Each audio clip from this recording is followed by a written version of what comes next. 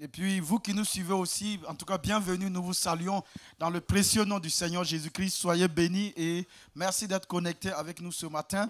Je crois que vous avez passé un bon moment avec nous jusqu'à présent parce que notre Seigneur est au milieu de nous. Nous n'avons pas besoin de le voir pour savoir qu'il est réel, il vit, il existe, il est bon, il est amour et il est notre Père et il nous aime. Il nous aime au même titre qu'il a aimé Jésus et il prend soin de nous. Amen. Et c'est pour cela, de tout cœur, nous sommes là pour le louer, pour l'adorer, pour être reconnaissant pour tout ce qu'il fait pour nous, pour tout ce qu'il est là. Il est là, il nous donne de vraiment avoir un sens à notre vie sur cette terre, de savoir que le monde a besoin de nous. Notre monde a besoin de nous parce que nous sommes uniques. Il n'y a personne dans le monde qui nous ressemble en tant qu'individu. C'est la preuve que vraiment le monde a besoin de tous ces êtres humains qui sont vraiment des individus à part entière et qui aussi ont été appelés à un but à part entière. Donc, tu as besoin de moi, j'ai besoin de toi, le monde a besoin de toi. Amen. Et Dieu qui nous a donné de comprendre cela, et vraiment nous le remercions. Il y a beaucoup qui n'ont pas compris. À cause de cela, face à des difficultés, ils se suicident. Ou bien quand ils ne tiennent plus, ils abandonnent. Ils abandonnent. Ils accusent le coup et ils lâchent, ils craquent. Mais les mêmes situations, d'une manière ou d'une autre, se sont présentées aussi à nous, ou continuent à se présenter à nous. Mais face à ces situations, nous avons quelqu'un de plus fort que les situations difficiles que nous rencontrons. Et à cause de ça, avant de nous rendre compte, ces situations sont sous nos pieds et même derrière nous, très loin. Alléluia. Vraiment, nous rendons grâce à Dieu pour cela. Nous le bénissons de ce qu'un jour, il a voulu nous révéler son amour pour nous, l'œuvre qu'il a accomplie pour que nous puissions être réconciliés avec lui. Lui qui est un Dieu saint, un Dieu juste, un Dieu bon, mais qu'on ne connaissait pas, qu'on ne savait pas. Ne savait pas qu'il était vraiment un père. La religion ou les différentes religions nous ont montré un visage de Dieu assez terrible, un visage qui nous condamne, un visage qui nous juge, un visage de Dieu qui comme s'il était derrière nous avec un bâton pour non seulement comptabiliser nos péchés, et à un certain moment il dit, bon mon ami, ton péché là est atteint un certain niveau et il nous frappe. En tout cas, voici le visage que la plupart des religions nous ont donné de Dieu. C'est pourquoi quand on dit que nous ne sommes pas un système religieux, je me réjouis. Effectivement, nous ne sommes pas un système religieux. Nous sommes des enfants bien-aimés de Dieu. Nous appartenons au royaume de Dieu. Nous appartenons à Dieu qui a trouvé bon de nous faire grâce. Il n'a pas regardé à notre couleur de peau. Il n'a pas regardé à nos péchés, à nos actes. S'il regardait ça, on ne pouvait pas. Personne de vous ni de moi ne pouvons nous tenir dans la présence de Dieu et lui parler en tant que fils. Recevoir cette relation intime avec le Tout-Puissant, le Créateur de l'univers, celui à qui toute chose appartient. Nous n'avons pas, à cause de notre façon de vivre, chacun de nous, vous savez que notre façon de vivre fait que nous ne pouvons pas nous tenir dans la présence de Dieu, qui est lui-même plein de lumière, qui est lui-même vraiment le Dieu de justice.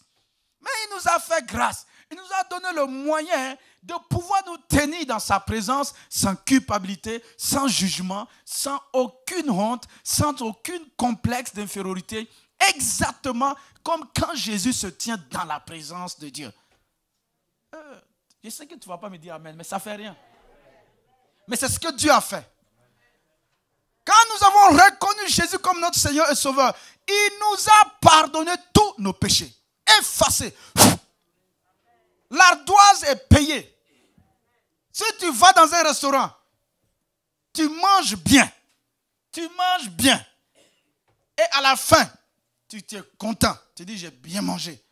Mais je savais, c'est par rapport à mon portefeuille que j'ai mangé. Et on t'amène l'ardoise, tu payes. Amen. Mais quand tu te trompes comme moi, je voulais manger. Je connaissais ce restaurant. Mais entre-temps, le restaurant là a changé de propriétaire.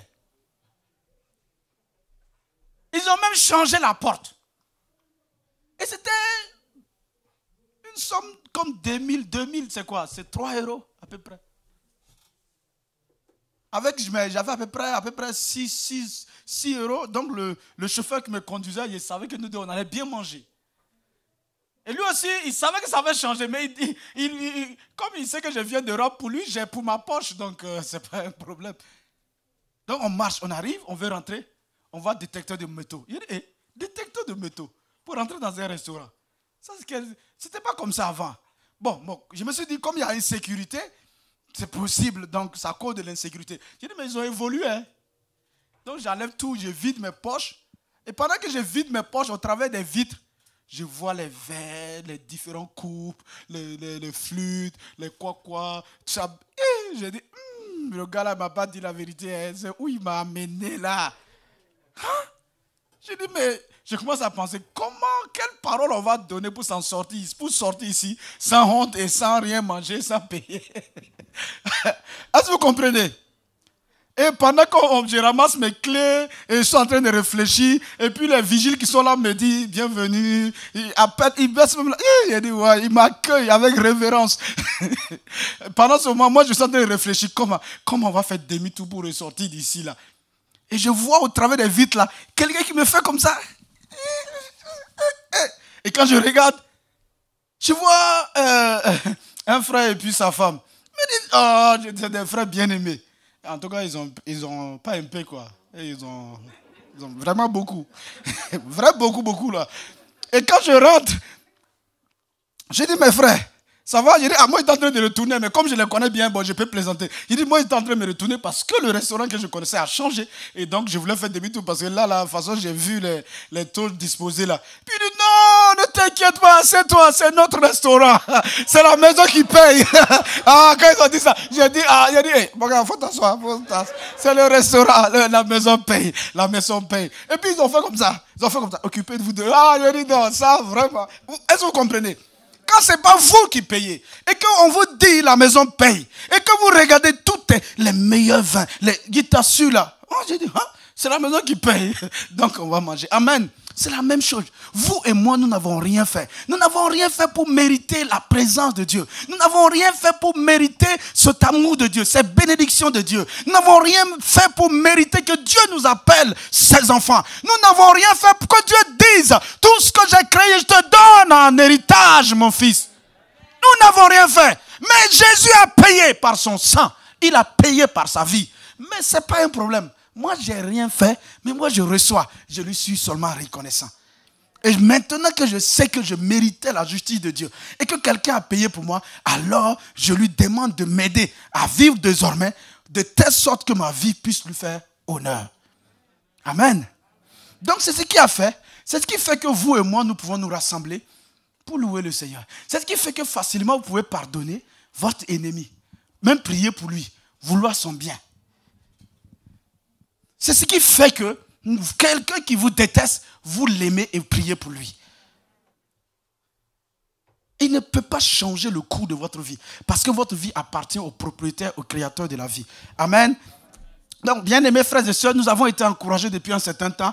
Vraiment, notre Dieu s'est révélé à nous davantage comme étant vraiment notre Père qui nous a engendrés en Jésus-Christ, qui nous aime et qui prend soin de nous. N'oubliez jamais cela. Mais ensuite, nous avons vu que le connaître au travers des Écritures, connaître des réalités au travers des Écritures, savoir ce que Dieu fait, savoir ce que Dieu recommande, savoir que Dieu nous aime, tout ça reste la plupart du temps des théories. Ou bien, en tout cas, ça ne nous préoccupe pas vraiment la vie. Mais ça nous apporte une certaine connaissance et une certaine compréhension de Dieu et de la spiritualité. Mais il y a quelque chose de plus profond. Il y a une connaissance, il y a une autre connaissance. Une connaissance plus intime, une connaissance plus vraie, plus réelle. Une connaissance réelle qu'on appelle la connaissance réma ou la connaissance révélée. Mais seulement, il n'y a que le Saint-Esprit qui nous communique cette connaissance.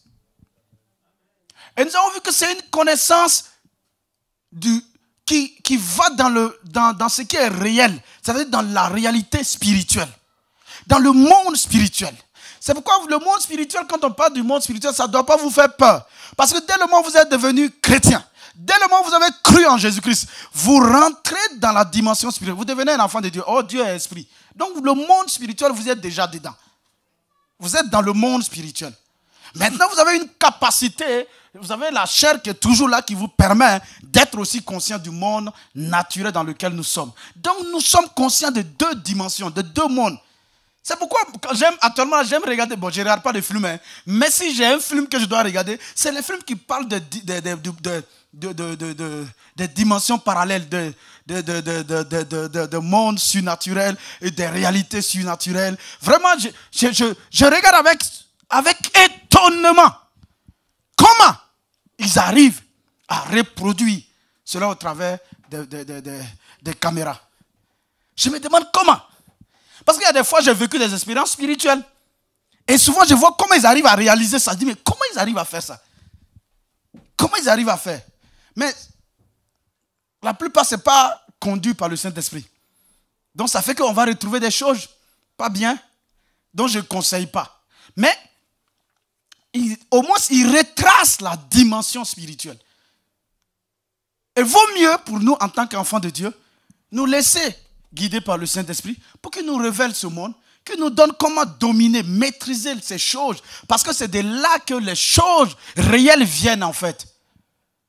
C'est pourquoi quand les gens ils ne savent pas, le jour où on les amène de façon à découvrir ça, ils se rendent compte, ils disent, ah bon, quand tu m'as... Maintenant, je ne savais pas, on m'a caché la vérité. Mais le monde spirituel a toujours existé. C'est le péché qui a fait que Dieu a empêché l'homme d'être conscient de la réalité spirituelle. Mais maintenant que notre péché a été ôté, que Dieu nous a pardonné, qu'il nous a réconciliés avec lui, alors il nous donne de connaître cette dimension en nous envoyant son esprit qui est le Saint-Esprit. Amen. Donc nous avons vu ensemble comment l'Esprit de Dieu nous conduit de révélation en révélation. C'est merveilleux. Nous avons vu que le fait de naître de nouveau, d'être chrétien, d'accepter Jésus, n'était pas suffisant. Il fallait être baptisé dans le Saint-Esprit. Il fallait être immergé dans le Saint-Esprit. Nous avons vu que c'est comme un sceau que Dieu met sur nous pour montrer que nous sommes sa propriété, nous lui appartenons. C'est le signe que les disciples reconnaissaient comme étant sur eux, montrant qu'ils appartenaient à Dieu. C'est le signe aussi qu'ils reconnaissaient un groupe d'hommes. Ils pouvaient voir un groupe d'hommes dire que oui, vous êtes des chrétiens. C'est quel signe? Le signe du fait que les gens étaient remplis du Saint-Esprit, parlant dans de diverses langues, ou bien étant conduits par le Saint-Esprit. Il y avait ce signe-là extérieur comme un sceau sur eux, le don du Saint-Esprit qui montrait. C'est la preuve, c'est ce qui fait que quand pour que Pierre puisse partir dans la maison de Cornèle, qui était un chef militaire romain qui était là et qui assujettissait le peuple romain, donc le peuple romain, eux, et le peuple juif plutôt, eux qui ne pouvaient pas mettre pied chez un Romain, Pierre était obligé de partir parce qu'il a fallu que Dieu le convainc par des visions. Mais quand il arrive et qu'il commence à parler, à un moment donné, le Saint-Esprit est descendu sur eux. Ils ont été inondés dans le Saint-Esprit. Et tout de suite, il a dit aux autres, regardez ce qu'ils vont. Regardez ce qu'ils ont reçu. Ils ont reçu la même chose que nous. Est-ce qu'on doit les empêcher d'être baptisés? On ne peut pas les empêcher d'être baptisés au nom de Jésus. Sans faire coup de baptême, sans faire coup de quoi, ils les ont pris, ils les ont tous baptisés. Ce n'était pas Cornèle seul, hein, c'était Cornèle, toute sa famille, sa parenté, tous ceux, les soldats qui lui étaient proches, tous ceux qui étaient là. Tous, le Saint-Esprit n'a pas dit, attends d'abord, lui là il n'est pas pur. Lui là c'est un Romain, il est impur. Il n'a pas dit non, lui là c'est le chef des Romains là même là, il est impur. Il n'a pas dit non, lui là c'est l'esclave impur. Non, il est descendu sur tous ceux qui étaient là, sans qu'il fasse un travail de purification. Oh bien aimé, il faut dire Amen. Nous on dit non, Jésus, il faut attendre un peu pour que quand je vais finir de fumer, quand je vais maintenant réussir à arrêter de fumer, que je ne fume plus, quand je vais plus maintenant, je ne vais plus commettre adultère, quand je vais plus vraiment, quand je vais être bien, tu peux jamais arriver. Mais lui, il vient pour t'aider à arriver. Donc il faut le prendre, il faut accepter. Il vient pour t'aider à mieux vivre, à vivre bien, à être en paix avec toi-même et avec tout le monde. Ça, c'est ce qui fait notre force, qui fait la joie du chrétien.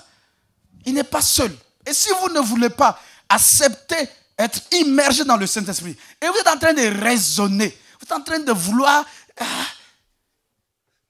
raisonner, trouver quand ça sera, quand il y aura des preuves intellectuelles, vous permettant d'accepter, jamais ça va marcher. Amen. Donc, il est intéressant que nous puissions vraiment savoir qu'il nous a été donné. Maintenant, hier, par exemple, quand nous sommes venus, vous voyez, il y a des choses, je ne peux pas vous dire dans les détails, ou souvent je ne sais pas, mais je sens et je dis. Dieu nous a parlé de sa présence. Il nous a parlé de tous les avantages que le Saint-Esprit fait.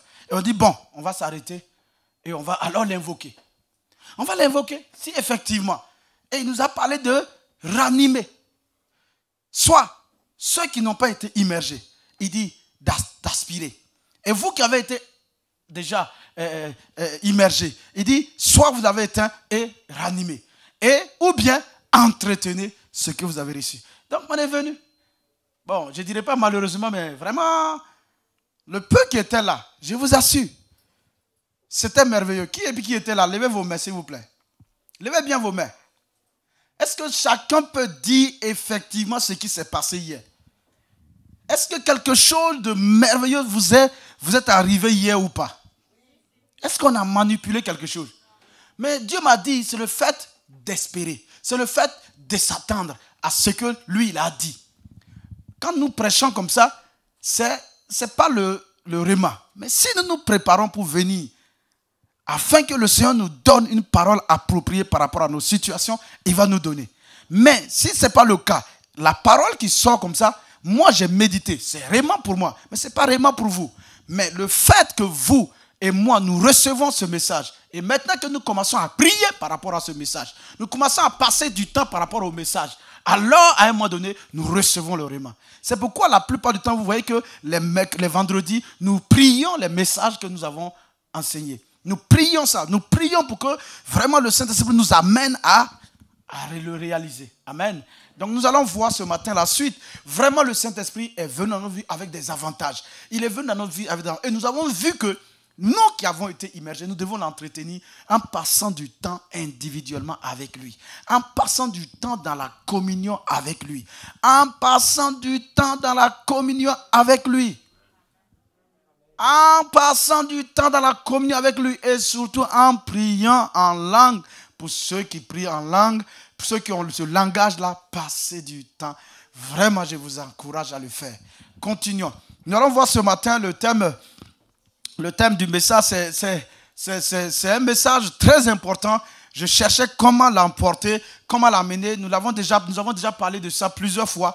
Mais je cherchais, depuis peut-être 3 semaines comme ça, je cherchais comment vous apporter cela. Et je vous dis que, bien aimés frères et sœurs, les choses dans le monde dans lequel nous vivons aujourd'hui sont difficiles. Et je vous assure que le coronavirus est venu, en tout cas, nous rappeler que du jour au lendemain, tu peux avoir du travail et ne plus avoir du travail.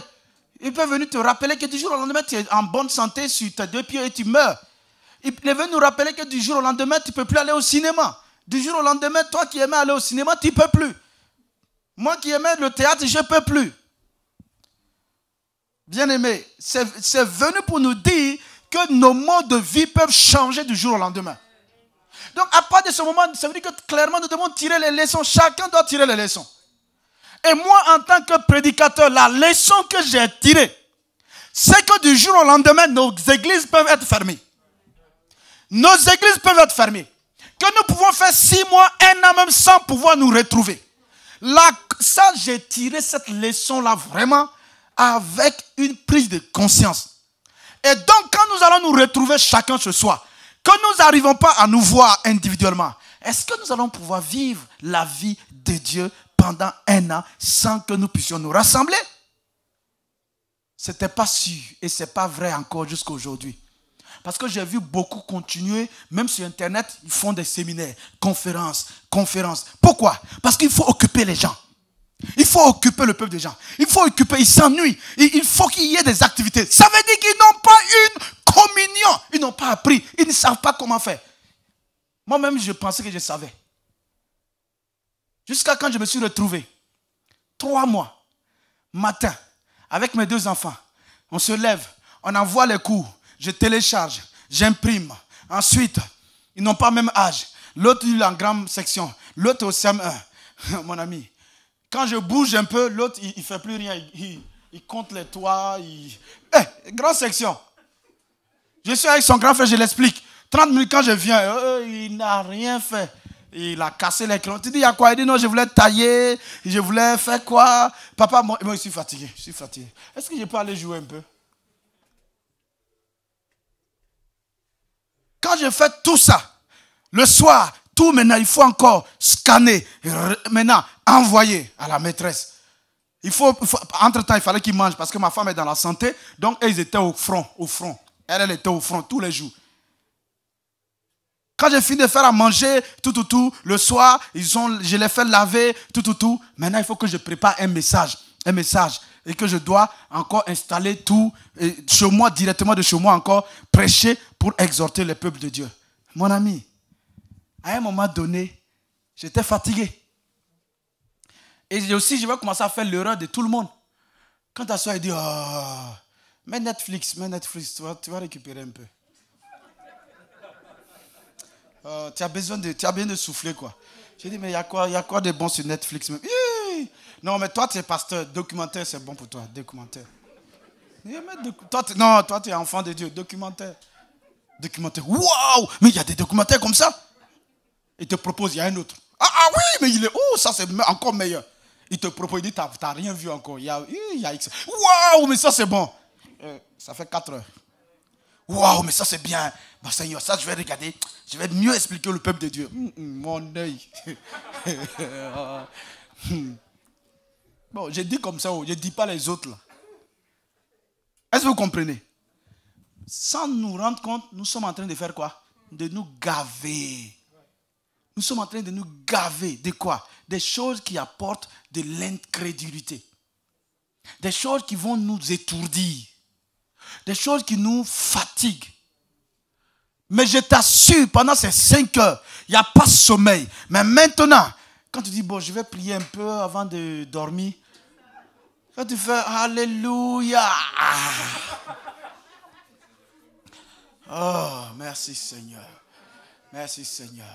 Oh, merci parce que tu es bon. Oh, Satan, tu es fort, quoi. Mais quand tu dors, c'est des choses comme ça, tu dis, tu bénis même Satan. Après, tu te rends compte, qu'est-ce que j'ai dit là? Tu veux te gifler. Non, tu as déjà béni Satan, mon ami. Tu as regardé, tu as payé tout ton temps devant les trucs. Maintenant, au lieu de bénir Dieu, tu es là, tu bénis ça. Donc, vraiment, bien aimés frères et sœurs, ça m'a amené à réfléchir, à dire, mais Seigneur, est-ce que c'est ça que tu veux pour ton peuple? Est-ce que c'est ce que tu nous as appelés, prédicateurs là? J'ai dit, il faut m'enseigner. Et en tout cas, le Seigneur a commencé à m'enseigner. Et chaque fois, quand je découvrais quelque chose, je partage avec vous. Si nous ne développons pas, si nous ne coopérons pas avec la personne du Saint-Esprit qui est en nous, qui nous a été donnée pour nous amener à vivre la vie de Dieu, même s'il n'y a pas d'église, même si nous sommes seuls, nous nous retrouvons dans un endroit tout seul, alors nous serons les personnes les plus malheureuses et nous allons perdre toutes nos batailles. Amen. Donc, c'est pour cela qu'on a continué et aujourd'hui, on va voir les 2 réalités de la parole de Dieu. Afin que nous puissions être au clair aussi là-dessus. Nous devons être au clair là-dessus. Ces 2 réalités, j'ai prévu que, bon, même si le temps ne permet pas, mais pour que vous puissiez noter au fur et à mesure. Donc, on va voir ces 2 réalités, c'est le Logos et le Rhéma. Amen. Il faut connaître ces 2 notions intellectuellement et aussi il faut vivre la pratique par rapport à la pratique et la façon, de façon vivante, surtout la 2e réalité, le Rhéma. On peut avoir la suite, le diable. Merci. Donc, on va voir d'abord en définition les différentes définitions. Donc, d'abord, il est très important pour nous de saisir les définitions. Ensuite, on va voir une partie pratique et enfin, on va conclure. Donc, ici, il y a le mot logos et il y a le mot rhéma. C'est en tout cas 2 notions qui permettent de définir la parole de Dieu. Quand on dit la parole de Dieu, c'est 2 mots qui sont dans la Bible, qui, en tout cas en particulier dans le Nouveau Testament, qui permettent de définir ce qu'on appelle la parole de Dieu. Et il y a des moments où Dieu a parlé, on a dit c'est la parole de Dieu. Et il y a des moments aussi où il a parlé encore, on a dit c'est la parole de Dieu. Mais quand on va en français, on voit parole de Dieu, parole de Dieu. Ça se limite là. On ne voit pas de différence, il n'y a pas de nuance. Mais en grec, on voit que non, il y a des endroits où, là où on a mis parole de Dieu, on a mis logos. Là où il y a d'autres endroits, on a vu, là où c'est la parole de Dieu, ils ont mis rhéma. Donc si Dieu a choisi, que ce soit l'hébreu ou le grec, 2 notions pour expliquer sa parole, ce que lui il veut dire, sa pensée pour nous, ça veut dire qu'il est important pour nous effectivement de nous asseoir pour comprendre pourquoi Dieu a utilisé ces deux notions pour expliquer sa pensée nous concernant. Amen. Donc le premier mot, le logos, a un sens plus général de la révélation de Dieu, en tout cas de la parole de Dieu, et cette parole de Dieu-là est pour tout le monde. Donc retenez que la parole de Dieu, c'est-à-dire ce que nous appelons la parole de la Bible, l'écriture là, est d'une manière générale, ça s'adresse à tout le monde. Est-ce que ça s'adresse aux Américains, la Bible? Est-ce que ça s'adresse aux Africains? Est-ce que ça s'adresse aux Indiens? Est-ce que ça s'adresse aux Asiatiques? Est-ce que ça s'adresse aux Français? Est-ce que ça s'adresse aux Blancs, aux Noirs, aux Rouges, aux Jaunes? Est-ce qu'il y a des verts? Non, je ne pense pas. Donc, ça veut dire que c'est pour tout le monde. Les sorciers, mais ils prennent ça. Tu ne peux pas empêcher un sorcier de ne pas payer la Bible et de ne pas avoir une Bible et de ne pas lire ça.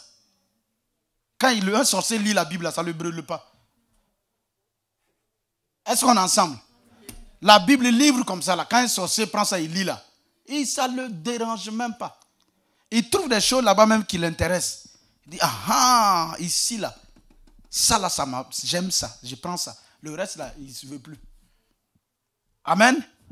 Donc d'une manière générale, la révélation de tout ce qui concerne le plan de Dieu, la volonté de Dieu, d'une manière générale pour tout le monde là, vous allez voir dans la Bible, quand vous lisez là où en français c'est mis parole, en grec c'est mis logos. Amen. Continuons.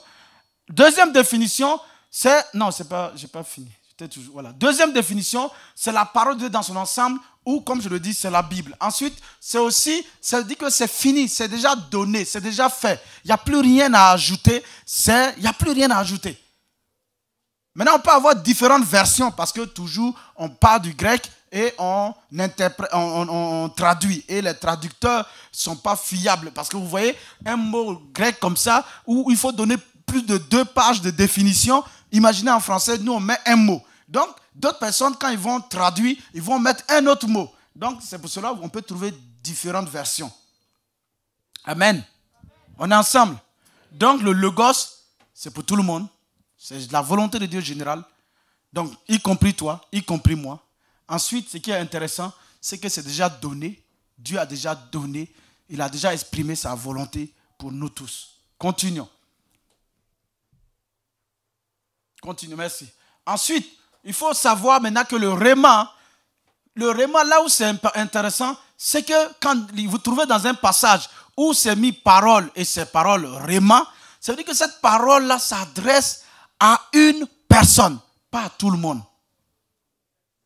Ça s'adresse à une personne en particulier. Ça s'adresse à une personne de façon précise. Et ce n'est pas fini. Vous allez voir que c'est dans un but précis. Un but particulier. On va voir des exemples. Et vous allez voir que ça se trouve dans des circonstances particulières.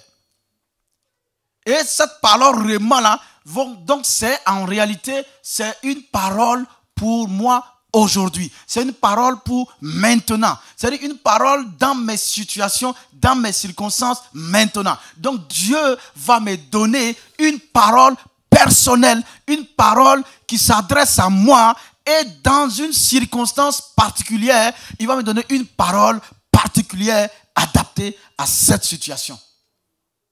Et dans chaque situation que je vais avoir, Dieu va me donner une parole comme ça, une parole particulière qui s'adresse à moi et qui me donne de rester maître de la situation.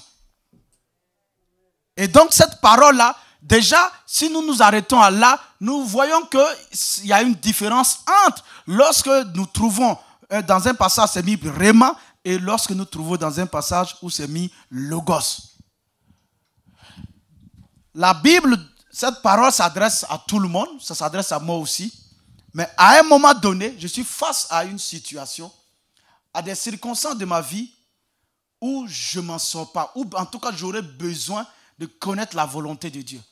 Alors, en méditant les Écritures, Dieu va, par le Saint-Esprit, c'est là où il est important d'être rempli du Saint-Esprit. Le Saint-Esprit va illuminer un passage précis. Et ce passage précis va répondre à la réponse précise de la circonstance dans laquelle je suis maintenant. Et ça vient provoquer une réponse immédiate en moi. Je ne peux pas dire à quelqu'un d'autre de faire ça. Mais ça s'adresse à moi. C'est à moi de répondre ou pas. Mais c'est clair que c'est par rapport au problème que je fais face. C'est par rapport à ce choix-là. C'est par rapport à cette direction. Cette instruction que je viens de recevoir, c'est par rapport à mon travail. C'est par rapport à mon époux. C'est par rapport à mes enfants. Voici comment je dois agir. Et si j'agis comme ça, alors Dieu déploie sa puissance et je deviens maître de la situation. Donc, Dieu parle à l'homme en illuminant, en personnalisant la parole, en la vivifiant, soit un verset ou soit un passage tout entier. Et ça s'adresse à nous, personnellement. Donc, vous voyez que déjà, à part de là, nous voyons que c'est totalement deux notions différentes qu'il faut comprendre. Chacun a sa place, chacun joue son rôle et nous allons voir en particulier le rôle de Réma. Continuons. Réma, d'autres définitions encore de Réma. Il s'agit donc d'une parole personnelle et vivante reçue par l'homme et provenant de la Bible, la plupart du temps, ou directement de l'Esprit de Dieu qui donne dans le cœur une conviction claire et irréfutable. Bien-aimé, Dieu parle par les Écritures lorsque les Écritures sont rendues vivantes par le Saint-Esprit. C'est-à-dire, quand même, vous regardez dans une autre définition, je voyais un homme de Dieu décrit la définition que lui, dans ses recherches, l'a trouvée. C'est le réma pour lui, c'est lorsque la parole de Dieu nous parle. Lorsque la parole de Dieu parle. La parole de Dieu qui parle. Le réma, c'est la parole de Dieu qui parle. Et un autre jour, je n'avais pas même encore la notion de réma et logos. Et je méditais et j'ai vu dans Matthieu 11 au verset 28 là, et 29, Jésus dit, si vous vous inscrivez à mon école, si vous vous inscrivez à mon école, et ensuite je vois dans Éphésiens 4, où il dit dans sa parole, si vous avez perçu sa voix. Et ça, c'est là, pas de là, je me suis rendu compte qu'effectivement, je peux lire sans rien comprendre, mais je peux lire et sa voix va me parler. Ce que je veux, c'est lorsque je médite les Écritures, je perçois la voix de Dieu qui s'adresse à moi dans mes situations, dans les circonstances particulières, dans ma vie de tous les jours. En tout cas, je perçois la voix de Dieu. Voici le but en fait. Et le réma, c'est ce que je reçois en fait. Et ça, c'est le Saint-Esprit seul qui rend capable de comprendre comme ça. En dehors de ça, on comprend. Mais on comprend comment? On comprend comment? Intellectuellement. Et ce n'est pas que c'est mauvais. Hein. Par notre intelligence, nous comprenons de façon générale la volonté de Dieu. Nous comprenons. Et nous allons voir que plus nous passons du temps dedans à méditer la parole de Dieu, plus le Saint-Esprit, sans nous rendre compte, il illumine la parole qui nourrit notre être, qui change les dispositions de nos cœurs à long terme. Mais ça, c'est à long terme. Tout doucement. Il fait un travail. Mais au travers du fait que, même ça, mais encore, c'est que le réma est rendu vivant pour nous. Maintenant, en dehors du fait qu'il rend les Écritures vivantes pour nous parler, la voix vient des Écritures pour nous parler, qui s'adresse à nous de façon personnelle. Il y a le fait que le Saint-Esprit va nous parler, il va nous donner d'autres paroles de Dieu, du même poids que les Écritures. Il va s'adresser à nous dans notre cœur. C'est là où c'est intéressant, parce que nous avons l'habitude de dire que la foi vient du cœur. C'est ça? On est ensemble? Vous avez oublié Marc 11, non? Marc 11, 23 et 24. Si tu dis et que tu crois dans ton cœur, ou que tu ne doutes pas dans ton cœur, et ce que tu dis arrive. Donc c'est ça la foi, non? La foi de Dieu. Donc ici, le Saint-Esprit va nous donner une conviction claire dans notre cœur, soit sous forme de parole, soit sous forme de vision, soit en tout cas d'une manière ou d'une autre, ou soit par d'autres personnes, d'autres frères, quoi, par la prophétie par exemple, ou en tout cas par même des circonstances, des événements comme ça, il peut nous parler. Mais cet événement-là vient nous parler clairement que voici ce que Dieu veut que nous fassions dans cette affaire-là. Là, ce n'est pas par les Écritures qu'il nous a parlé. Mais si nous n'obéissons pas, si nous n'agissons pas, et c'est ce qui a fait que la plupart nous sommes passés à côté. Or, c'est cette parole-là, c'est cette forme de, cette manière de nous parler-là que la Bible appelle la parole de Dieu, mais la parole Réma. C'est elle qui véhicule la foi. C'est elle qui nous donne la foi pour déplacer les montagnes. C'est elle qui nous donne la foi pour recevoir les choses de Dieu. C'est elle qui nous donne la foi pour tenir ferme. C'est elle qui nous donne la foi de pouvoir en tout cas arracher nos sycomores. Ce ne sont pas les Écritures. Et nous allons nous rendre compte. Je vous dis que j'ai passé peut-être 3 ou 4 semaines à tourner en rond là-dessus. Est-ce que je prêche ça ou même hier soir encore, j'étais prêt et puis à un moment donné, j'ai abandonné. Parce que nous avons nous-mêmes, moi-même, je fais partie de ceux-là, nous avons prêché sur la lecture des Écritures, la parole de Dieu comme étant la Bible. Vraiment, il faut marcher selon la parole de Dieu. Il faut vous exercer votre foi par les Écritures.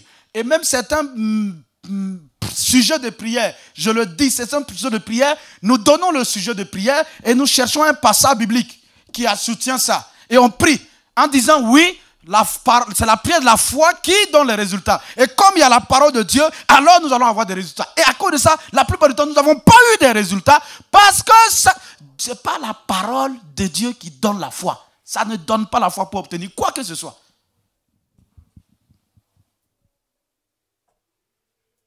Je vous assure, je vous dis que moi-même là, je ne voulais pas le prêcher. Mais si vous voulez, nous ne voulons pas nous en sortir. Alors, faisons semblant et gardons nos vieilles habitudes. Mais si nous voulons faire face aux situations réelles, regardons de plus près, qu'est-ce que ça veut dire?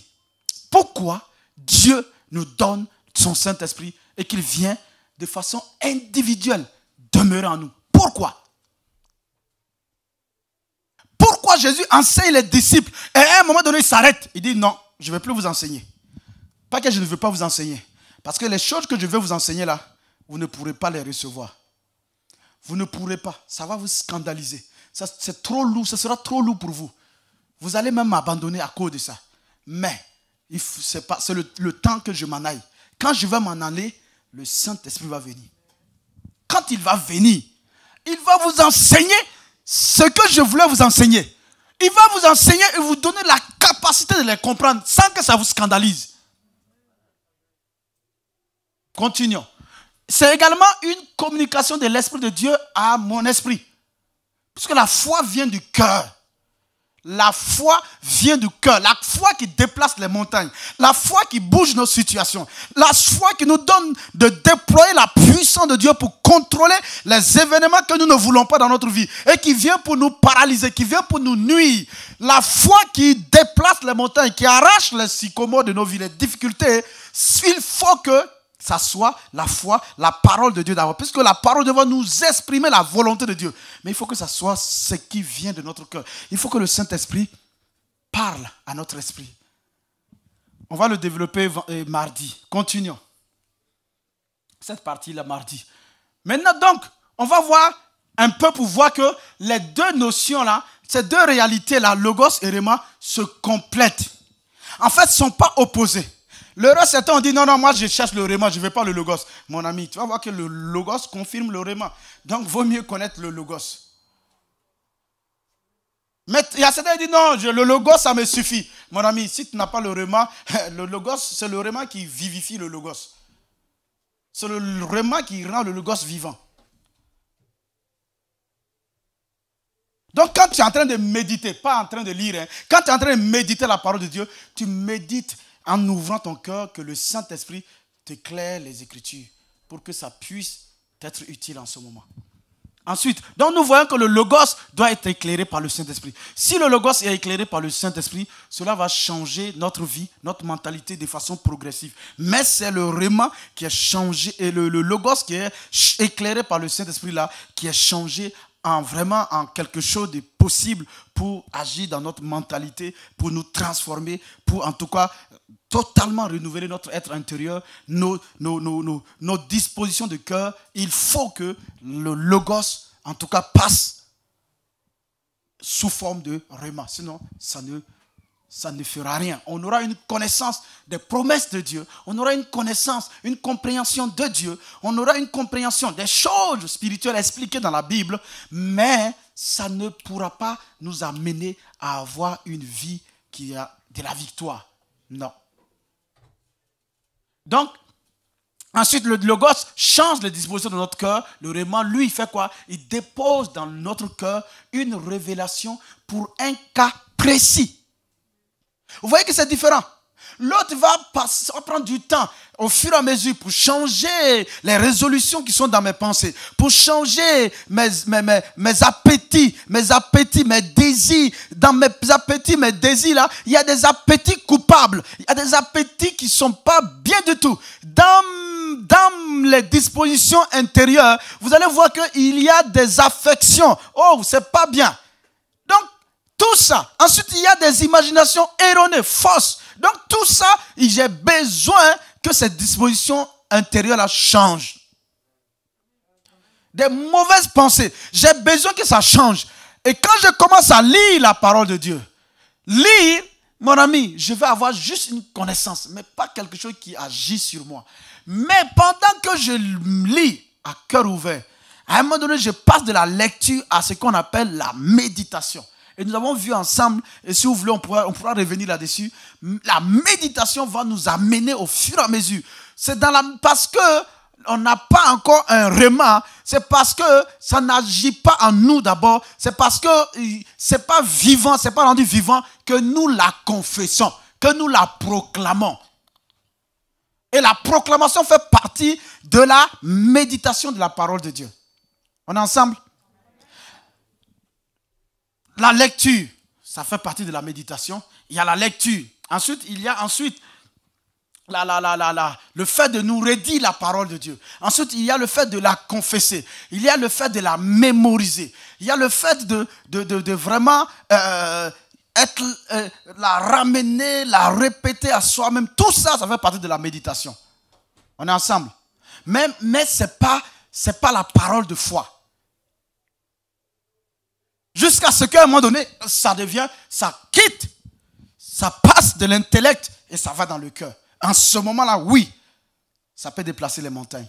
En ce moment-là, ça peut nous être utile, ça nous nourrit. Amen. Ensuite, le logos, la parole de Dieu générale, la parole générale de Dieu, c'est de guide aux croyants. C'est, comme je le disais, ça confirme, ça va confirmer, en tout cas le rhéma. Mais le rhéma là, retenez la nuance entre les deux là, le logos, la parole de Dieu générale, et le rhéma, parole de Dieu personnelle. C'est pourquoi je mets chaque fois pour qu'au moins ça puisse rester. Va servir de guide direct, circonstanciel et de façon précise pour chacun, de façon individuelle. Vous voyez, là, même si vous êtes seul, même si vous êtes enfermé seul, et que vous arrivez à recevoir des paroles de Dieu, des directions, des instructions, des réponses à vos questions, ça vous permet de vous garder et d'être dans la victoire sans forcément que vous ayez besoin d'une église. Il faut qu'on soit préparé à ça. Il faut qu'on soit préparé à ça. Parce qu'à un moment donné, on ne pourra plus dire certaines choses. Et comme on ne pourra plus dire certaines choses, c'est que ça ne sera plus l'église comme ça. Parce que on va nous enlever toutes les notions là. On va nous enlever tout. Tu ne pourras pas dire ça, tu ne pourras pas dire ça, tu ne pourras pas dire ça. Quand tu regardes là, moi-même pasteur là, je ne pourrai pas. Il y a des choses, on va me dire de signer pour pouvoir faire culte. Je ne pourrai pas signer. Donc, on ne pourra plus avoir église. Parce que moi, je ne vais pas signer. C'est un truc que je ne vais pas signer. Donc, à cause de ça, on ne va pas ouvrir. Mais comment tu vas vivre ta foi maintenant? C'est en apprenant seul, en restant dans la présence de Dieu, en restant auprès du Saint-Esprit, en passant du temps avec lui. Il va te parler, il va te donner des directions claires. Tu sauras que c'est lui, tu sauras que c'est sur ça que tu vas agir. Mais si tu veux agir, si tu veux exercer ta foi sur la parole de Dieu générale, là, mon ami, tu vas te casser les dents. Tu vas te casser les dents. Je vais te donner un exemple tout à l'heure. Tu vas te fracasser et je suis sûr que tu t'es fracassé. Et il y a beaucoup de fois où tu n'as pas eu des résultats parce que tu as exercé ta foi. J'ai exercé ma foi sur ce qui est écrit. Ce n'est pas devenu vivant. Continuons. Bon, vous voyez ici l'exemple l'exemple que Jésus donne dans Matthieu, dans Jean 6, là, au verset 63 et au verset 68. Revenons, voilà. Il dit ici, qu'est-ce que Jésus dit? Jésus dit ici, il parle, à un moment donné, toute la foule s'est scandalisée et ils sont partis. Ils sont partis à cause des paroles de Jésus. Et qu'est-ce que Jésus dit? Jésus dit, les gens ont dit que Jésus, tu nous dis qu'on en doit manger ta chair. Ça te va pas ou quoi? Nous on est des omnivores ou bien? Nous on n'est pas cannibales, hein? Ils sont partis. Ils sont partis. Et qu'est-ce que Jésus a dit? Il dit ce que je vous dis là, les paroles que je vous dis, ces paroles-là sont comment? On peut avoir la suite? Oh, c'est pas, ok. Ces paroles-là sont esprit et? Il ne s'agit pas de manger. Donc quand nous lisons ici parole là, c'est mis rément. C'est-à-dire c'est les paroles rément là. Ça vient de l'esprit et ça donne la vie. Et dans le grec, c'est mis rément, c'est pas mis logos. Amen. Donc, et ensuite, quand il s'arrête, il pose la question maintenant aux 12. Mais vous aussi, vous ne partez pas. Tout le monde est parti. Vous ne partez pas. Pierre lui répond au 68. Jésus, à qui irons-nous? Tu as les réments de la vie. Ils n'ont pas mis, tu as le logos de la vie. On est ensemble. Est-ce que on commence à être clair? On commence à voir la nuance des deux. On n'a pas de choisir un, laisser l'autre. Ensuite, comme j'ai dit tout à l'heure, voilà, ça change de cœur. Oh, ok, bon, c'est bon, on peut continuer. J'espère que ceux qui nous suivent arrivent à suivre.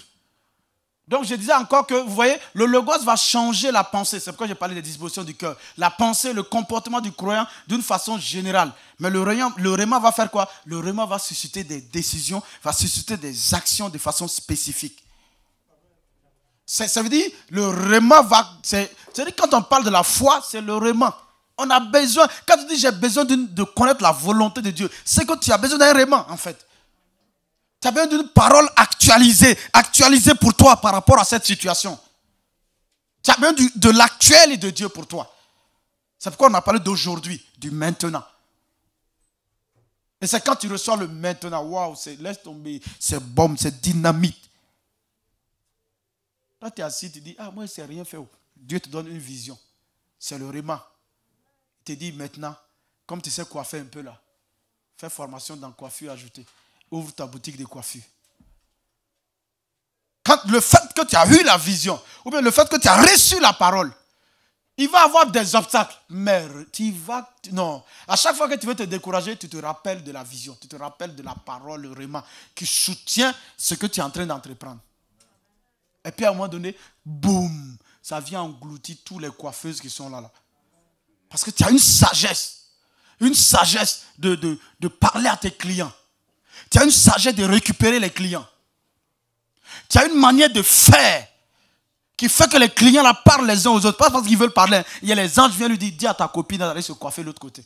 Quand tu vas te coiffer là-bas, tu es en paix, non? Quand ils viennent se coiffer là, les anges là font qu'il y a la paix là-bas. Il y a climatiseur de paix. Ouh, ils sont contents. Quand tu touches avec tes doigts les têtes là, quand il te dit, fais-moi chignon. Quand tu regardes, tu dis, non, si je fais chignon, ça ne sera pas joli. Laisse-je faire ça. Parce que quand il regarde ta tête là, si je fais ça, ça sera joli. Tu dis non. Elle dit non. Mais moi, je fais chignon tout le temps. Tu veux faire une nouvelle coiffure alors que moi, je vais aller dans gala. Donc, si ça a raté, c'est pas bon. Il dit non. Si c'est raté, madame, vous ne payez pas. Elle-même, elle dit non. Si quelqu'un aime l'argent et puis il parle comme ça, c'est qu'il est confiant dans son affaire. Mais comme c'est le Saint-Esprit qui t'a dit de faire telle coiffure, tu sais qu'il ne ment pas où. Quand tu finis, il dit, mais je n'ai jamais su. Madame, prenez-moi de coiffure, prenez photo, avant que ça ne se gâte. Là, partout où je vais passer là, si vous n'êtes pas à côté, je vais aller là-bas, je vais montrer la photo pourquoi je me coiffe comme ça. Partout, elle va, on dit, mais où tu t'es coiffé? Ouh, mais ça te va. C'est la coupe qu'il te fallait. Vraiment, la coiffeuse l'a reçue. Et vous savez, et pourtant, c'est pas moi, je l'ai demandé. Elle a regardé ma tête seulement. Et puis elle a dit, voici ce qui va aller avec toi. On dit, mais c'est où? Elle est où? On dit, elle est à 100 km. Mais je vais aller me coiffer quand même là-bas. Les gens vont venir te coiffer là-bas. Ah, dites amen. Parce que le Saint-Esprit va vous donner des rémants. Les pensées de Dieu, il va vous les communiquer. Continuons. Donc, ensuite, je disais tout à l'heure que le logos est important également parce que le logos va confirmer les rémas. Puisque la plupart du temps, c'est des pensées ou des visions ou des flashs que nous recevons. Et comme nous n'avons pas été habitués à ça, ça a trompé beaucoup, hein? Ça a égaré beaucoup. C'est pourquoi le fait de connaître le logos vont vous permettre de confirmer ce que vous avez reçu. Si ça contredit le logos, ça contredit les Écritures, vous savez que ça ne vient pas de Dieu. Vous jetez à la poubelle. Est-ce qu'on est ensemble? Ceux qui étaient en train de dire, ah, pasteur nous a libérés de la méditation de la parole de Dieu là. Non, ce n'est pas ce qu'ils sont en train de dire.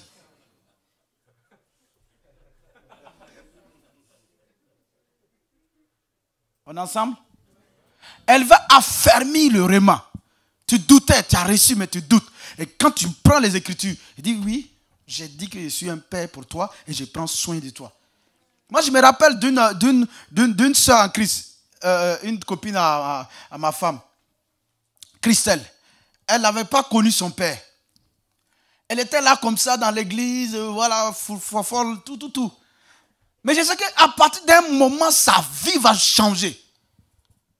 Et quand on avait passé un bon temps de prière, et tout, après elle est partie à la maison. Et après elle nous explique, elle dit, vous ne pouvez pas imaginer ce que j'ai vécu hier. J'étais là dans mon salon, dans le salon de ma tante assise comme ça. Et j'entends une voix profonde, douce qui me dit, Christelle, je t'aime. C'est tout. Ça a changé sa vie. Ça a tout changé. Elle est devenue une autre personne. Dieu m'aime. Dieu m'aime. Regardez, une parole vraiment qu'elle a entendue. Mais elle lisait la Bible, elle venait écouter les enseignements. Bon, merci. Il reste combien? Ok, j'ai encore du temps, merci. Donc, allons-y. Donc, nous voyons, donc, il est important d'affirmer que le logos puisse non seulement confirmer le réma, et le logos puisse confirmer effectivement le réma, mais puisse affermir le réma. Amen. C'est pourquoi, ayez votre cahier où vous notez vos rémas. Et hier, là, on a reçu des paroles. Il faut les noter, hein, John. Voilà. Moi-même, là, dès lundi, là, je vais payer mes cahiers. C'est un cahier ajouté. J'en avais déjà. Mais je mettais tous ensemble. Maintenant, je vais les séparer. Chaque cahier a sa place. Continuons. Merci. Donc, on va passer aux applications. Donc, on a les définitions. Ça, ce sont les définitions. Maintenant, application. Maintenant, il y a application, vous dites qu'il est l'heure. Donc, première application, Ephésiens 6, 17. Ephésiens 6, 17 fait partie des armes de combat, des armes spirituelles. Où la Bible nous dit, revêtez-vous de toutes les armes spirituelles. Quand vous lisez dans la parole vivante, nous avons beaucoup échangé là-dessus. Nous avons compris d'abord le verset 18 et le verset 19 là, où j'ai beaucoup enseigné là-dessus. Si toute l'efficacité de toutes ces armes-là dépend d'une communion, une communion persévérante avec l'Esprit Saint et tout. Ensemble, ça, on connaît ça. Ça, c'est un des points pour nous dire de communier, de rester dans la communion, dans la prière avec l'Esprit Saint. Mais maintenant, le verset 17, une des armes nous dit, prenez aussi le casque du salut et l'épée, en fait, qui est l'épée de l'Esprit, qui est la parole de Dieu. Or, en fait, ici, la parole là, c'est mis réma. Donc, il est en train de nous dire ici, l'épée que tu dois prendre là, c'est la parole personnelle reçue de Dieu dans la circonstance là. C'est sur elle qu'il faut rester debout. Il n'est pas en train de parler de la parole de Dieu en général. Dans la situation là, qu'est-ce que Dieu t'a dit? N'aie pas peur, mon enfant. C'est ça. Ce n'est pas peur, mon enfant là. Ou bien je suis avec toi là. C'est ça. C'est sûr. C'est pas grand chose, hein. Mais il te dit, c'est cette parole-là qui doit rester. C'est cette parole-là que tu dois ramener à Dieu. C'est cette parole-là que tu dois dire. Quel que soit, je ne suis pas seul. Dieu est avec moi. Il m'a garanti, il m'a parlé, il m'a dit, je suis avec toi, mon enfant. N'aie pas peur. Donc, je n'ai pas peur. J'avance. C'est elle-là, c'est cette parole-là qui est forte. C'est cette parole-là qui nourrit. C'est cette parole-là qui donne de l'assurance. C'est cette parole-là qui encourage. C'est cette parole-là qui suscite la foi et qui te permet de résister à l'ennemi, qui te permet d'avoir la victoire, de triompher. C'est cette parole-là, ce n'est pas la parole de Dieu générale. Elle est bonne, mais ce n'est pas elle qui est l'épée ici. C'est vrai, si vous allez dans Romains et dans Hébreux 12, il parle de la parole générale aussi comme épée. Mais épée lorsqu'elle est rendue vivante par le Saint-Esprit. Est-ce qu'on est ensemble? Est-ce que tu veux recevoir une parole de Dieu comme une épée tranchante qui éloigne l'ennemi, qui éloigne le doute, qui appelle la guérison et qui te donne de recevoir la guérison, qui te rend capable de pardonner tes pires ennemis, qui te donne la foi pour triompher sur tout, qui chasse les démons, qui opère des miracles, qui déplace les montagnes. C'est une parole personnelle adressée à Dieu qui rend capable de faire ça. Et donc, nous devons passer du temps avec le Saint-Esprit. Nous devons apprendre à communier avec lui. Nous devons apprendre à le réjouir, à ne pas le fâcher, à ne pas l'attrister, à ne pas l'éteindre, à entretenir sa présence en nous, à ne pas entraver son action, à le laisser se manifester. Même dans nos assemblées, il faut apprendre, il faut que nous le laissons se manifester. En tout cas, on aura le temps. On va parler encore. La suite, là, quand on va finir tout ça, la suite, là, c'est sur les dons. Et on va continuer à apprendre. Vous allez voir, un témoignage va édifier plus que tout le message qu'on va prêcher. Une parole de connaissance révélée dans l'assemblée va faire tellement de bien que peut-être les gens vont être mieux préparés pour recevoir le message. Ou bien des gens vont être bénis, des gens vont être guéris. Dieu, il parle. Pourquoi quand il est au milieu, nous disons de se taire? Nous l'empêchons de se manifester. Parce qu'on dit non, les gens vont semer le trouble. Les gens, attention, il faut surveiller. Mais tant qu'on ne fera pas d'erreur, est-ce qu'on va avancer? Vous avez vu ça où? Nous, on a mis la barre de telle sorte qu'il n'y a pas de possibilité d'erreur. Donc, personne ne veut se lancer. On est ensemble? On dit si tu prophétises et puis ce n'est pas vrai, on va se lever pour te dire, on va te casser direct. Quand tu fais ça, mon ami, sache que tu as fait ça pour lui là. Personne demain ne se lèvera, même si Dieu lui a parlé. Est-ce que vous voyez? C'est pourquoi ça, on a besoin, quand on apprend là, on a besoin de sagesse, il y a des choses, on laisse passer. Ce n'est pas un problème. Il y a des choses que j'ai laissé passer, pas parce que je ne savais pas que la personne là, mais mon ami, on est en train d'apprendre. À un moment donné, on ne va pas permettre certaines choses. C'est-à-dire, non, quand tu as le micro, là, il ne faut pas parler en langue. Je comprends.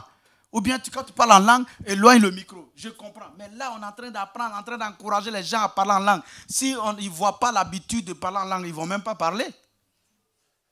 Est-ce qu'on est ensemble? On est ensemble? Ok, continuons. Donc ici, vous voyez bien qu'il parle du réma. Mais la plupart du temps, moi, les enseignements que j'ai entendus bien, quand je lisais là, je ne savais pas comme ça. Comme je le comprends maintenant. Continuons. La suite, c'est... Donc, ok. Donc, ici, c'est le Romains 10, 17. Ça, c'est vraiment la base de la foi. Romains 10, 17, tout le monde peut le réciter. Citons-le même. Récitons-le dans la version Louis II. Hein? La foi vient... Attends, on va dire ensemble. 1, 2, 3.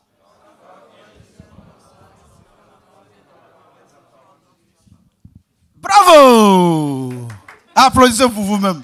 Comme tout le monde le connaît. La foi vient de ce qu'on entend et ce qu'on entend vient de la parole de Christ. Maintenant, ce qu'on avait pour nous, c'était ça là, ces paroles écritures là qui envoient la foi. Non. Dans le grec là, c'est mis là-bas réma. C'est pas moi je dis. Hein. Il dit c'est la foi va venir lorsque tu auras une parole personnelle par rapport à une circonstance précise, particulière, qui est devant toi, qui est face à toi, et qui va t'amener à poser une action.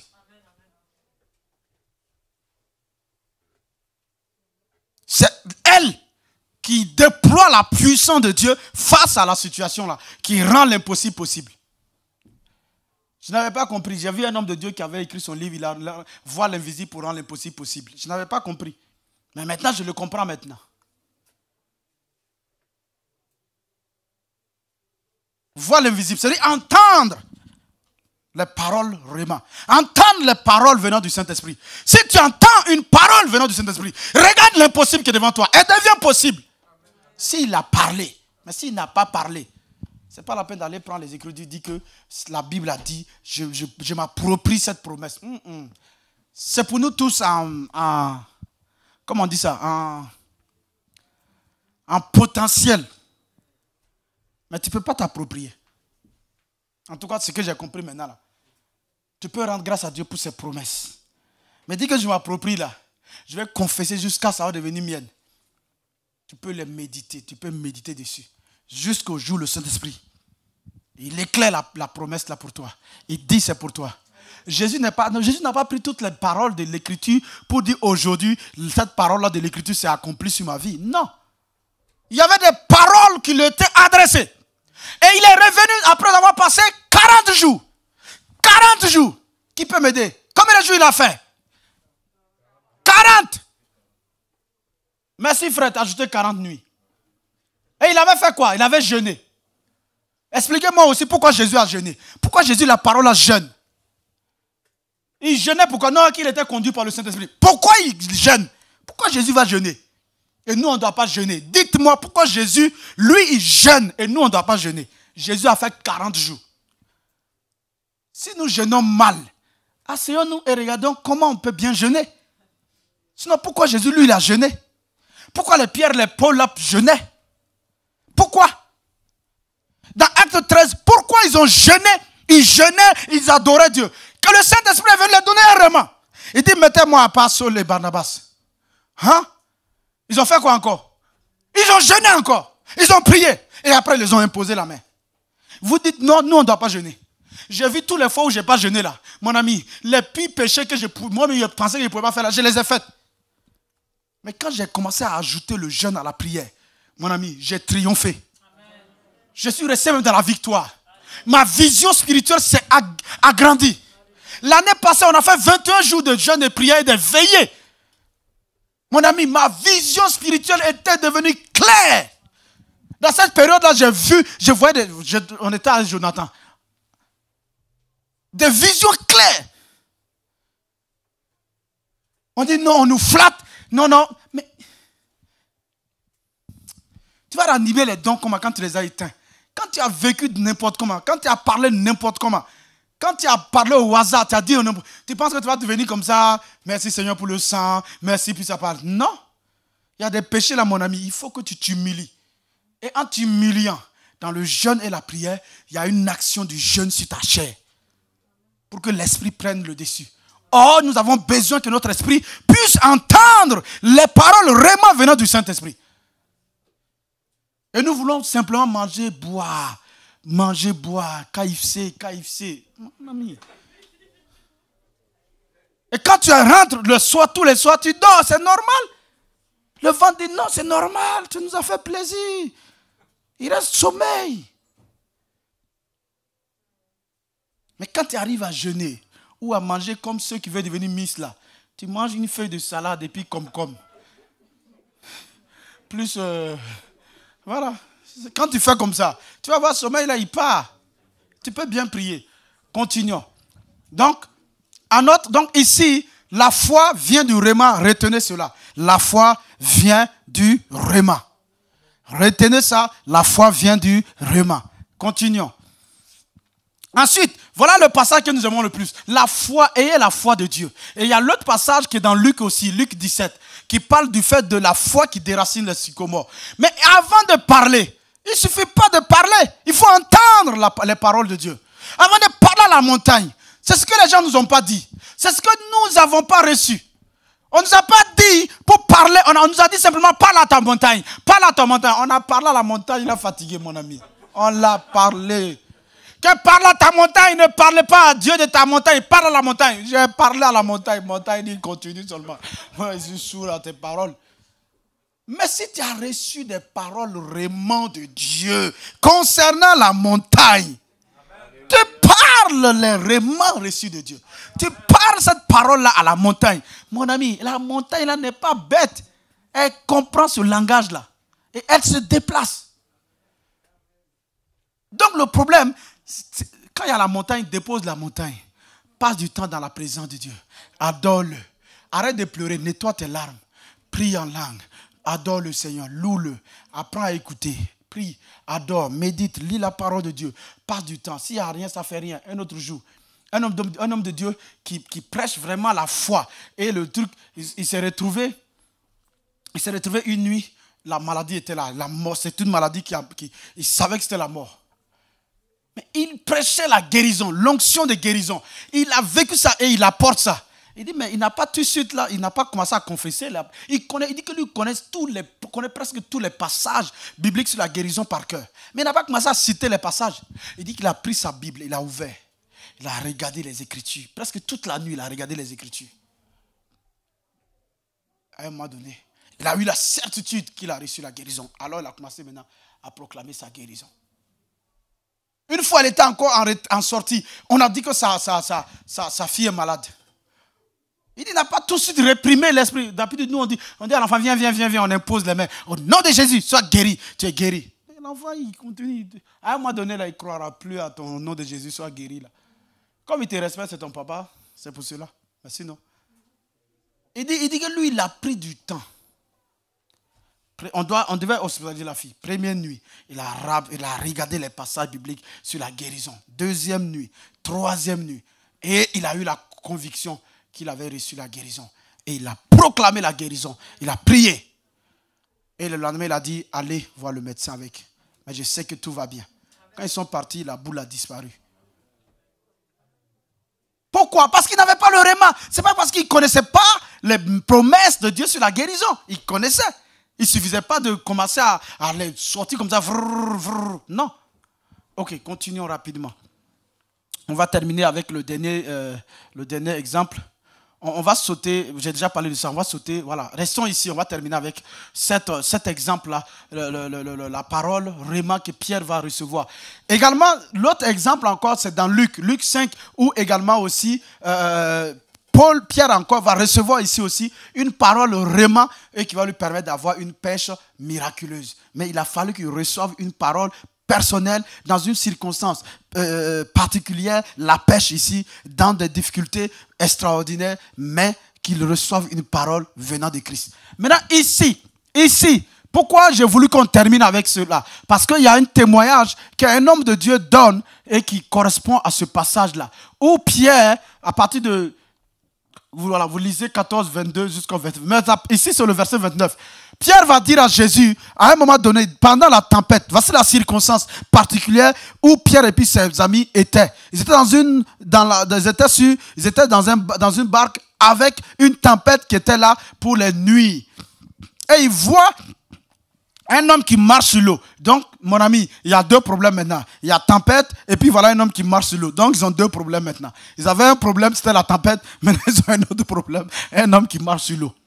Donc, ils sont ajoutés à ça, ils ont dit, voilà, c'était une catastrophe. Et à un moment donné, Jésus les a dit, non, ne vous inquiétez pas. C'est moi, Jésus. N'ayez pas peur. Ah, quand les disciples ont été rassurés que c'était Jésus, Pierre a dit quelque chose. Vous voyez? Pierre a dit, Jésus, si c'est toi, ordonne que je vienne sur les eaux, que je marche sur les eaux, que je vienne vers toi en marchant sur les eaux. Et Jésus a dit, viens.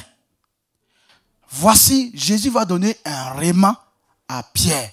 Et c'est sur ce réma, viens là, que Pierre va recevoir la foi et il va commencer à marcher. Est-ce qu'on est ensemble? Est-ce que Pierre, quand Pierre a vu Jésus, il a dit, ah Jésus, attends, j'arrive. Je connais Dieu, j'ai une connaissance de Dieu. Je sais que Dieu est fidèle. Je sais que Dieu est bon. Je sais que Dieu est tout puissant. Oh Jésus, la preuve c'est que tu marches sur l'eau. Attends, j'arrive. Il est sorti, il a commencé à marcher. Est-ce qu'on est ensemble? Est-ce que c'est sur la connaissance générale que Pierre a de Dieu? Parce qu'il est juif, il est engagé. Ce n'était pas n'importe qui, Jésus a pris. Est-ce qu'avec cette connaissance générale de Dieu, il est sorti marcher sur l'eau? Mais pourquoi depuis je suis en train de parler, vous êtes en train de me regarder comme si pasteur, il veut nous envoyer des nouveautés encore? Est-ce que Pierre ne connaissait pas Dieu? Il avait une connaissance générale de Dieu, bien même. Ça avait travaillé sa pensée, ça avait travaillé, il ne mangeait pas n'importe quoi. Il nous a dit dans Acte 9, là, Acte 10. Dieu lui-même lui dit, lève-toi, tu et mange. Et il dit à Dieu, il sait que c'est Dieu. Il dit, Seigneur, moi, depuis mon enfance, là, je ne mange pas ces choses impies, là. Ce n'est pas maintenant. Même si c'est toi-même qui me dis de manger, je ne mange pas. C'est lui. Il n'a pas dit, tellement j'ai cette connaissance de Dieu, là. Jésus, attends, j'arrive. Il dit, parle. Et la Bible dit, Jésus dit, viens. C'est le réma. Une parole particulière, une parole précise, dans une circonstance précise. Pierre a marché. Maintenant, l'exemple qu'un homme de Dieu, Yonggi Cho, donne, c'est qu'il se retrouvait dans un... C'est une histoire vraie qui s'est passée en Corée. Il y avait une dame dont Dieu utilisait puissamment, mais qui était de l'autre côté de la montagne. Et entre la montagne et la ville, il y avait un fleuve. Et la dame là, elle avait un ministère puissant, surtout au milieu des jeunes. Et donc, il y avait des miracles et des guérisons qui se passaient. Et il y avait d'autres jeunes qui voulaient aller. Mais il avait plu. Et les rivières étaient sorties de leur lit. Ça veut dire que l'eau était puissante, ça coulait. Donc, les jeunes sont arrivés. Il n'y avait pas de barque, il n'y avait pas de pirogue, il n'y avait rien, il n'y avait pas de pont. Donc, ils étaient déçus parce qu'ils voulaient aller. Il y a 3 jeunes filles qui se sont dit, il dit, mais le Dieu de Pierre n'est-il pas notre Dieu? Ils ont dit, oui, le Dieu de Pierre est notre Dieu. Il faut dire Alléluia. Oui, mais c'est ce qu'ils ont dit. Je vais dire, ils ont dit, est-ce que le Dieu de Pierre n'est pas notre Dieu? Ils ont dit, Alléluia. Non, tout le monde a dit, oui, c'est notre Dieu. Est-ce que le Dieu de Pierre n'a pas permis à Pierre de marcher sur les eaux? Oui. Est-ce que là où nous voulons aller là, c'est pour faire autre chose? C'est pas pour un séminaire? Oui. Alors nous allons invoquer le Dieu de Pierre et nous aussi nous allons marcher. Sur la base de ce que Dieu a fait pour Pierre, nous aussi nous allons exercer notre foi sur cette parole-là. Nous allons nous approprier cette parole pour nous-mêmes. Elles se sont mis à genoux, les autres ont dit, non, on va pas aller. Elles se sont attrapées les mains, elles se sont mis à genoux, elles ont rendu grâce. Elles se sont levées, elles ont crié, et puis elles ont attrapé les mains. Elles ont commencé à marcher. L'eau les a enfoncées, les a tous amenés. 3 jours. 3 jours. Qu'on a retrouvé leur corps. Les journalistes aiment ça. Oui. Quand il explique, il dit que tout Corée était rempli, tous les journaux. Les dieux les a abandonnés. Ils ont exercé leur foi. Les dieux les a abandonnés. Les chrétiens ont commencé à se plaindre. Pourquoi Dieu les a abandonnés? Là maintenant, vous êtes en train de dire que ouais, mais pasteur, eux aussi sont malades. C'est pas ce que nous on dit. C'est nous on dit d'exercer votre foi sur la parole de Dieu, non? Pourquoi on ne veut pas être vrai? On n'a qu'à être vrai et puis corriger ce qui ne va pas. Ce n'est pas nous qui vous disons d'exercer votre foi sur la parole de Dieu. Elles ont exercé leur foi ou pas? Elles ont exercé leur foi ou pas? Oui. Est-ce que ça a marché? Ça n'a pas marché? Elles ont dit, comme Pierre a exercé sa foi sur la parole de Christ, nous aussi nous allons exercer notre foi. Mais est-ce que c'est la même chose? Pierre a exercé sa foi sur une parole vraiment claire, dans une parole qui lui était adressée. Adressée à lui, Pierre, pas adressée à tout le monde. Pas adressée à elle. Il a exercé sa foi. Il a agi sa foi par rapport à ce que Dieu lui a dit. Pas par rapport à sa connaissance générale de Dieu. Là, le réma de Pierre n'est pas notre réma. C'est pourquoi la dernière fois j'ai dit que mon réma n'est pas ton réma. Le réma du grand pasteur là n'est pas ton réma. Il ne faut pas te tromper. Nous on se trompe, on dit non, j'ai reçu un réma aujourd'hui. Et les gens disent oui, pasteur prêche. Talk. Oh man of God. Oh man, prie-le, parle. Et maintenant quand je dis, on dit oui, quelle révélation. Mon ami, ce n'est pas une révélation. C'est une révélation pour toi. Sors, exerce ta foi sur ça, on va voir. Tu vas voir que ce n'est pas une révélation. C'est une révélation pour moi. J'ai passé du temps, j'ai médité, j'ai passé des semaines, j'ai médité. Ça deviendra réellement pour toi. Quand toi, tu vas aller t'asseoir le Saint-Esprit avec la même parole. Et à un moment donné, et tu illumines la parole. Et tu la saisis. En ce moment, tu agis sur ça. Oui, en ce moment, c'est une révélation. C'est ça, je dis, on nous trompe. Que révélation. Venez. Oh, la parole. Il y a 3 puissantes révélations dans ce message-là. Oh, 3 grandes puissantes révélations. C'est pas vrai. C'est pas vrai. Ils ont agi. Pierre a agi. Ça n'a pas été la même chose. C'est la mort. Donc, conclusion. Premier point de conclusion. Entre la parole générale de Dieu et la parole personnelle de Dieu, c'est une question de vie ou de mort, c'est une question de porter fruit ou d'être stérile. Donc, il est important pour toi et pour moi d'avoir une connaissance déjà intellectuelle des définitions de ces 2 notions de la parole de Dieu, mais de pratiquer d'une manière à ce qu'elles deviennent vivantes. Je vive, ça devient quelque chose de réel pour moi, quelque chose de réel pour toi. Ça, c'est le premier point. Deuxième point, en tout cas, si tu ne veux pas rester stérile, si tu veux porter du fruit, il faut que tu arrives à faire la différence entre ça. Si tu ne veux pas te retrouver dans la mort comme ces 3 filles-là, mourir inutilement, ce n'est pas la peine. Que moi, je ne vais pas me faire opérer. Moi, j'ai la foi. On a enterré beaucoup. en confessant la parole de Dieu, hein, en exerçant ta foi sur la parole de Dieu. C'est clair, c'est la parole de Dieu. Prends d'abord la parole de Dieu, les Écritures, commence à les regarder, commence à passer du temps, commence à méditer, tout en gardant quelque chose que nous allons voir à la fin. Ça, nous devons tout le temps garder ça. Et si nous avons ça, alors, à un moment donné, Dieu va nous donner le réma qui communique la foi. Amen. Le deuxième point, la parole écrite comme telle, la Bible, si en tout cas elle demeure juste doctrinale, si elle reste douce intellectuelle, en tout cas elle ne va pas créer en tout cas une foi qui est agissante et qui déplace les montagnes. Donc il faut que la foi, en tout cas la parole de Dieu doctrinale passe, en tout cas traverse en tout cas l'intellect pour aller dans notre cœur, pour qu'elle puisse être agissante. Amen. Troisième point. La parole de Dieu qui ne va pas au-delà de l'intellect, c'est ce que je viens de dire, ne peut pas procurer ni révélation, ni foi, ni nourriture, ni quoi que ce soit. Elle ne peut pas. Il faut qu'elle passe, elle traverse l'intellect. On est ensemble? On est ensemble? Hein? Les powers d'intercession là. Maintenant quand on vous donne un sujet là, on n'a pas besoin de mettre forcément verset biblique. Vous-même, vous prenez le sujet, là, vous priez, puis vous trouvez, Dieu vous donne la parole, il vous donne le verset, maintenant, puis vous-même, vous mettez.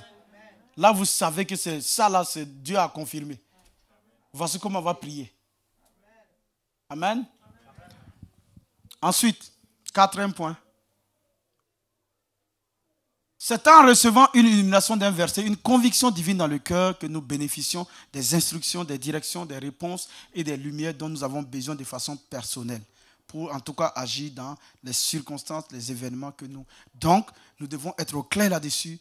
En tout cas, avant de poser une action, il faut passer du temps. Maintenant, quand nous apprenons à passer du temps, à développer notre communion avec le Saint-Esprit, ça va se passer de telle sorte que maintenant, on a même dans notre marche comme ça, il va te dire tourne à gauche. C'est un réma. Il te dit non, tu tournes à droite, accident, bim. Ah. Tu dis, mais il m'avait dit de tourner à gauche. Mon ami, il avait dit. Est-ce que tu as obéi? Ce n'est pas écrit tourne à gauche dans la Bible. Mon ami. Il dit, comme moi je suis inutile en toi, tu ne peux pas transformer ta Bible en train de lire la Bible en marchant, en faisant les choses. Mais lui, il est en toi. Tu fais les choses sans même te rendre compte. Quand tu veux mettre ton doigt, il dit, attention, ne mets pas ton doigt. Tu dis non, tout est réglé, c'est bon. Ne mets pas ton doigt. Si tu mets, ton doigt va couper. Ça va se couper. Je vous donne le témoignage de dimanche passé. Il a rêvé que celui monte. Lui, il est venu ce matin au travail. Il a vu que celui qui monte d'habitude pour travailler, il a été absent. Et on lui a dit de monter. Lui, il est monté. Il a vu qu'il y a un câble qui a coupé sa tête. Il est tombé. Il est mort. Il dit que donc lui, il ne monte pas. Et il arrive effectivement, il trouve que celui qui devait monter là est absent. Et que le contremaître lui dit à lui de monter. Il a commencé à monter. Il s'est rappelé du rêve, il est descendu. Qui est bête? Vous dites que Réma n'existe pas, révélation n'existe pas, mon ami. Il est descendu, il dit que lui, il ne monte pas. On dit à quoi il a expliqué. Il dit, j'ai rêvé la nuit là. Que voilà, quand je suis arrivé, il était absent et on m'a choisi pour monter. Je suis monté, ma tête, il y a un câble qui s'est coupé, venu couper ma tête. Donc, moi, il ne monte pas. Il y a un autre chrétien qui a dit, c'est des chrétiens superstitieux là. Je connais leur église. C'est des superstitieux. Moi, je vais monter. Il est monté. Même pas 10 minutes. Câble est coupé. C'est venu, ça l'a décapité. Il est tombé, il est mort. L'autre, il n'a pas pleuré. Hein. Il a appelé son responsable tout de suite. Il dit, gloire à Dieu, je suis vivant. Ah, bon ami, c'est une question de tête de quelqu'un. Chacun sa tête. Chacun protège sa tête. Quand il a dit gloire à Dieu, je suis vivant, il dit à quoi? Il a expliqué en tremblant. Il dit oui, c'est ce que nous avons reçu la nuit. Nous n'avons pas dormi. Nous avons prié en langue. On savait qu'il y avait un fardeau. On a prié en langue à un moment donné pendant plus de 3 heures. Et mon mari a dit, prions pour que Dieu révèle le danger à la personne en rêve. Et Dieu l'a révélé. Il a échappé. L'autre, lui dit, il n'est pas superstitieux. Il ne prie pas en langue. Eux, dans leur église, ils prient Dieu, si c'est ta volonté, fais. Si ce n'est pas ta volonté, ne permets pas. Tu es tout puissant. Oh Dieu, tu es souverain. Merci. Et c'était la prière comme ça. Il a dit que lui n'est pas superstitieux, que l'autre là, il est superstitieux. Sa tête a été coupée. Ce que je suis en train de te dire là, c'est une question de vie et de mort. Si tu penses que moi je raconte n'importe quoi, prends simplement, va chercher, toi-même médite, va sur internet, toi-même cherche, dis à Dieu de t'enseigner, de t'expliquer comment même agir dans ça. Moi, c'est comme ça que je prie maintenant. Je dis, explique-moi et donne-moi d'agir. Donne-moi de reconnaître quand tu me parles. Amen. Ensuite, le 6e point. Quand nous faisons face à des situations difficiles dans notre vie, un problème de maladie ou de péché, à des épreuves et des échecs, à une direction à prendre, c'est le remède que nous devons chercher. C'est une parole personnelle. Il y a des gens, ils arrivent, ils ont un péché, ils n'arrivent pas à s'en sortir. Dès le moment où tu n'arrives pas à s'en sortir, toi-même tu es mal à l'aise. Tu confesses, tu as fait 10 millions de fois, tu as pleuré sur ça, tu as retombé dedans. Mon ami, faut aller t'enfermer avec le Saint-Esprit. Il faut aller t'enfermer. On dit non, c'est parce que tu aimes ça. Oui, mais il aime ça, il est devenu esclave. Maintenant, vous voulez qu'il fasse quoi? Il a aimé, oui, au commencement. Mais maintenant, il est lié. Vous dites que non, il n'a qu'à désirer. S'il n'aime plus, ça va passer. Il n'aime plus, puis il pleure. Il pleure, il prie. Il part, il retombe dedans. On dit non, c'est parce que tu aimes. Mais il aime. Maintenant, il n'aime plus, mais il ne peut plus. C'est vrai ou c'est faux? Moi, j'ai commencé à fumer la cigarette là. J'aimais la cigarette. J'étais jeune, je faisais le Joe avec. Surtout quand c'était pour fumer, puis faire sortir la fumée d'une certaine manière. Et puis attraper la main des filles et puis mettre ça sur leur visage. Et puis, j'aime pas ça, j'aime pas ça. Elle quitte là-bas, ouais. Je faisais le mal et j'étais content. Jusqu'à qu'on m'avait surnommé Bond. C'était la marque d'une cigarette, Bond. Bond. Quand j'arrive, on dit Bond. Bond arrive. Il dit, ouais, laisse tomber. Je mets mon paquet de cigarettes là. Je mets ça là. Et puis, donnez-moi la craie là. Qu'est-ce qu'il y a? C'est quoi le problème? On dit, on n'arrive pas à résoudre ça. Il dit, vous aussi. Bon, il n'y a pas de problème. Il me reste combien? Si vous me donnez une falle là, c'est bon. Je vais vous résoudre ça. On dit, ça, c'est pas un problème. Alors, acheter un paquet de cigarettes pour Bond. Oh. Et je commence, tac, quand je termine, les gens disent, ouais, Bond a passé. Puis je récupère mon paquet de cigarettes, je m'en vais. Mon ami, quand j'ai commencé à avoir des picotements de cœur, quand j'attrape mon cœur comme ça, puis je fume, c'est parce que je voulais encore. Je ne voulais plus fumer. Mais je ne pouvais plus arrêter. Je ne pouvais plus arrêter, mon ami. Je voulais moi-même arrêter, mais je ne pouvais plus. Mais le jour où j'ai rencontré Jésus, je ne sais pas où c'est parti. Je ne sais pas où ce désir est parti. Je ne sais pas où l'envie est partie. Quand j'ai rencontré Jésus, quand j'ai été immergé dans le Saint-Esprit, il m'a surpris. En fait, il m'a maratapé, en fait. Oh, Jésus, il est fort. Moi, je suis parti en retraite. J'étais content. On est en train de danser.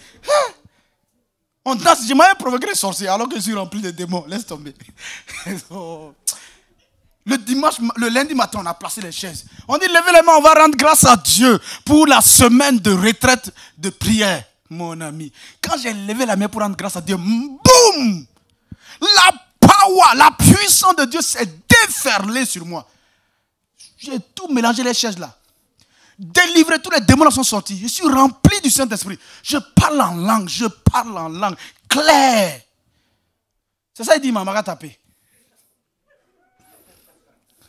Quand j'ai plus jamais eu envie de fumer. Je n'ai même pas su que l'envie est partie. C'est parti. Cherchez cette connexion de puissance avec le Saint-Esprit. Ma vie n'a plus jamais été pareille.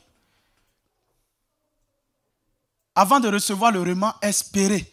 Voilà le mot qu'il faut avoir, il faut garder. Toujours espérer en l'Éternel. Toujours espérer en notre Père. Notre Père est bon. Notre Père est amour. Notre Père est fidèle. Notre Père nous aime et prend soin de nous. Mais si nous disons, parce que notre Père est bon, nous prenons des décisions. Parce qu'il est bon, il n'agirait pas. Mais espérer à la bonté de notre Père, espérer dans sa fidélité, qu'il intervienne, va faire qu'il va nous donner un réma. Et c'est sur ce réma-là que nous devons agir. Hébreux 1, 11, 1 là nous dit que la foi est une ferme assurance de quoi? Voilà. Avant qu'on ait la ferme assurance, avant qu'on ait la conviction et la démonstration, gardons toujours espoir dans quel que soit ce que nous pouvons traverser à cause de la connaissance, en tout cas des Écritures que nous connaissons concernant notre Dieu. Et il va nous donner le réma. Et en développant notre communion avec lui, ça va faire en sorte qu'à un moment donné, partout où nous serons, il va nous parler sans qu'on lui pose des questions. Amen. Est-ce qu'on peut s'arrêter là? Merci Seigneur. En tout cas, je rends grâce à Dieu et ma prière est que vraiment il nous donne de saisir l'importance, cette importance-là de la parole Rhéma qui nous permet de recevoir la pensée de Dieu, qui nous permet de recevoir la volonté de Dieu au quotidien pour s'appliquer à nos vies, à nos situations, en tout cas aux circonstances de tous les jours, des paroles personnalisées, des paroles qui s'adressent à nous de façon individuelle, des paroles qui nous trouvent dans nos situations et qui nous permettent de déployer la puissance de Dieu au nom de Jésus. Je prie que vraiment le Seigneur vous accorde cette révélation, qu'il vous accorde cela au nom de Jésus. Mais on commence cela par être rempli du Saint-Esprit et nous entretenir cette présence-là en nous. Que vraiment cette grâce-là vous soit accordée au nom de Jésus. Et élevez la voix et priez là où vous êtes. Et remerciez le Seigneur, remerciez le bien-aimé. Nous vous bénissons, nous bénissons le Seigneur pour votre vie. Nous bénissons le Seigneur pour votre vie, qui vous donne de vraiment comprendre cela, qui vous donne de savoir qu'il vous aime.